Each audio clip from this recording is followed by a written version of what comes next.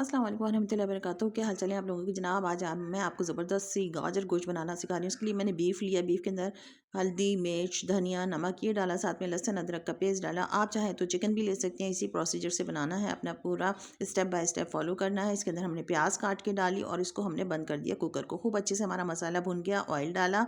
उसके बाद हमने इसके अंदर गाजरें काट के डाल दी। नहायत ही लाजवाब। अच्छा, थोड़ा हमारे यहाँ स्पाइसी बनता है, चटपटे मसाले वाला बनता है, तो इसलिए आपको इसका कलर डार्क लग रहा होगा। इसके अंदर गाजरें डाली। इतना ज़बरदस्त, इतना मज़ेदार ये गाजर गोश्त होता है ना कि आप एक दफ़ा खा लेंगे ना तो आप कहेंगे अरे गाजर का हलवा तो बनता था, ये गाजर गोश्त भी बनता है, वाह हमने तो कभी बनाया ही नहीं। तो लाजमी ट्राई कीजिएगा, बहुत लाजवाब। सर्दियों में तो मज़ा ही आ जाता है। इसको आप बाजरे की रोटी के साथ खाएं, मकई की रोटी के साथ खाएं, तंदूर की रोटी के साथ खाएं, पराठे के साथ खाएं, चावल के साथ खाएं।